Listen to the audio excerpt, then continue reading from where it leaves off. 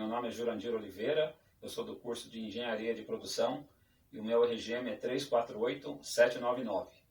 Eu vou tratar do assunto do Projeto Integrador 9, que trata da melhoria do processo produtivo através do método Kaizen. O que é o Kaizen? O Kaizen é um termo japonês que significa mudar para melhor.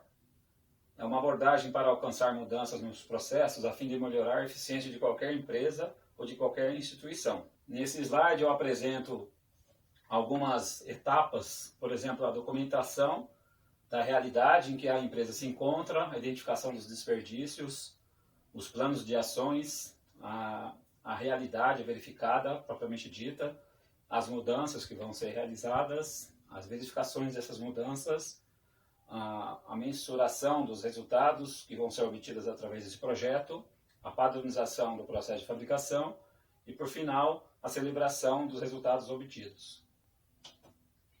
Então, o meu projeto ele é definido em torno de uma peça que a gente vai fabricar com uma tolerância específica, que é uma dimensão também do projeto, e essas especificações elas têm que atender a tolerâncias dimensionais em uma grande quantidade de peças a serem fabricadas. Então, nesse estudo do Kaizen, eu preciso definir se o meu processo ele vai ser realmente capaz para atender às necessidades do meu cliente.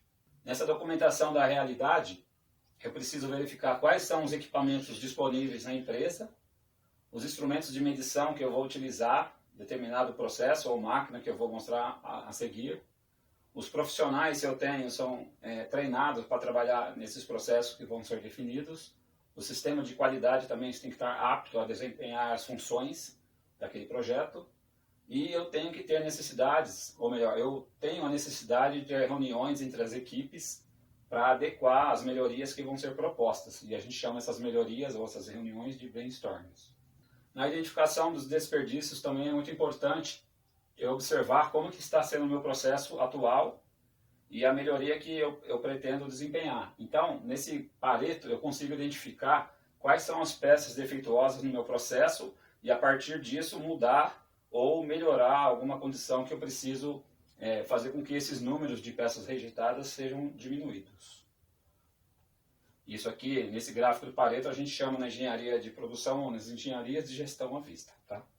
No planejamento das ações, eu preciso definir alguns pontos, como qual o melhor equipamento que eu vou fabricar o meu produto, definir os instrumentos de medição, nesse caso, quais os melhores instrumentos de medição para atender o meu projeto, definir os funcionários que serão treinados e habilitados para a produção. Então, se eu tiver algum problema de treinamento, eu preciso trabalhar nesse sentido. Então, aí é onde o Kaizen vai ser implantado dentro de cada uma dessas etapas. E, por fim, identificar se o meu processo de fabricação ele é realmente capaz. Isso vai depender de dois índices que se chamam CP e CPK. Então, eu vou ter duas máquinas disponíveis para estar trabalhando esse Kaizen, que, como a gente consegue observar, do lado esquerdo eu tenho um torno convencional e do lado direito eu posso utilizar, dependendo das minhas ações, um torno CNC, onde ele vai ter uma produtividade melhor e as dimensões podem ser ou não melhores controladas. Isso vai depender da etapa do meu estudo aqui. Continuando, como eu mencionei, a acababilidade do processo, a gente pode utilizar dois índices. Então, nas engenharias, na melhoria contínua, nos planejamentos Lean Six Sigma que as indústrias normalmente implantam, eu tenho dois índices, o CP e o CPK. Através dos limites superiores e inferiores de especificação, eu preciso ter uma combinação desses dois fatores para que eu consiga identificar se o meu processo realmente vai ser capaz de produzir aquelas peças com as tolerâncias do projeto.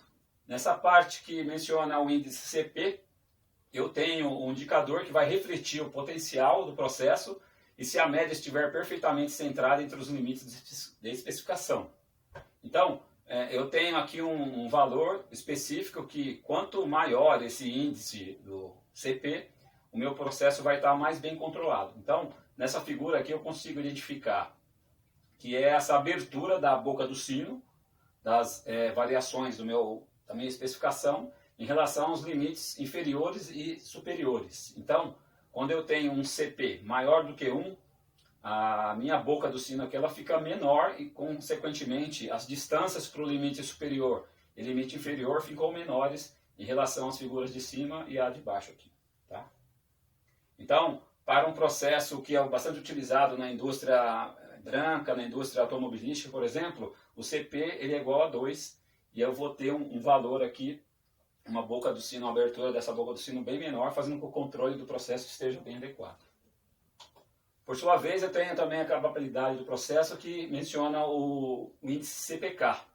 Então, ao contrário do índice CP, o indicador de CPK ele leva em consideração a falta de centralização do meu processo. Quanto maior o indicador CPK, vai ser maior, ou melhor, vai ser mais fácil de eu conseguir centralizar o meu processo de acordo com os limites inferior e superior. Então, como está colocado aqui, quando eu tenho um CP e um CPK igual a 1, eu vou ter essa distribuição aqui da minha boca do sino, ou seja, dos limites de fabricação da peça em relação aos limites inferiores e superiores. Só que ao passo, se eu tiver o CPK menor do que 1, eu posso ter um risco dessa fabricação ou do controle do meu processo estar variando do lado direito ou do lado esquerdo dos limites, fazendo com que eu não consiga ter uma precisão ou uma adequação desse meu processo de fabricação. Então, avaliando os processos que eu tenho dentro da empresa para eu chegar naquela igualdade de CP e CPK, ou melhor, eu colocar os índices com que eu consiga centralizar o meu processo e ter a boca do sino mais fechada possível para que eu tenha uma distância considerável além dos limites superior e inferior, eu preciso avaliar o que eu tenho na minha indústria. Então, aqui eu coloquei uma parte uma definição onde eu consigo colocar uma máquina convencional para fabricar aquele produto. E aqui eu vou utilizar um método de medição com um instrumento analógico. E aqui eu consigo descrever como que foi esse processo. Então ele se torna incapaz, ou seja, meu CP vai ser baixo, devido à variação maior que a faixa dos limites de especificação, né, com esse CPK baixo, baixo, devido a essa distribuição estar centrada. Então, eu vou ter aqui uma distribuição centrada, porém, eu vou ter um problema com relação aos limites superiores e inferiores. Então, meu processo ele não se torna capaz porque eu posso fugir dos limites de fabricação dessa peça. E aí, fazendo uma análise com esse Kaizen, é justamente nesse ponto que o projeto ele vai ser abordado, ou ele vai ser centralizado, né? Então, novamente, com a fabricação desse produto, eu consigo mudar a minha estratégia. Eu coloco uma máquina que é um torno CNC, que vai ter uma precisão maior na confecção das tolerâncias dessa peça, e aqui eu consigo mudar também os meus instrumentos de medição, fazendo com que a parte da medição desse componente seja mais precisa, com os funcionários também treinados para utilizar esses instrumentos, e aí eu faço com que o meu CP ele se torne um valor alto e meu CPK também se torne um valor alto. O que se resume dessa parte? Eu consigo aqui mostrar nessa figura do lado esquerdo que a boca do sino está bem pequena, que é o valor de CP, e a centralização, ou seja, eu não estou deslocando as variações do meu processo nem para a direita e nem para a esquerda dos limites, fazendo com que o meu processo seja altamente capaz de fabricação desses componentes. Então, nessa avaliação do Kaizen, dentro desse processo, eu avaliei um processo anterior e decidi por esse processo, porque eu consigo fazer com que os dois valores de CP e CPK se tornem altos. Tá?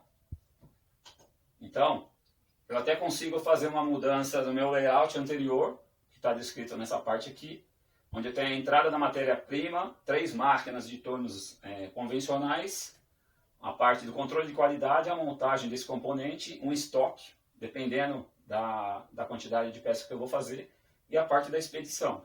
Eu consigo fazer um estudo, né, nesse arranjo físico por produto, com essa alteração que eu acabei de mencionar. Ou seja, a matéria-prima continua numa etapa anterior do processo que vai ter um torno CNC. Então, a quantidade de peças que eram fabricadas por 3 máquinas eu consigo centralizar numa máquina só. Ela vai dar maior produtividade e eu vou conseguir fazer com que os índices CP e CPK se tornem capazes de atingir a fabricação desse meu processo.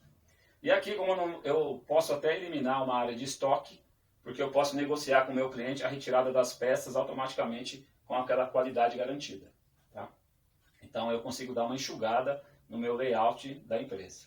E aí eu consigo, através de uma tabela, fazer a mensuração desses dados, não somente das medidas, mas como do processo como um todo.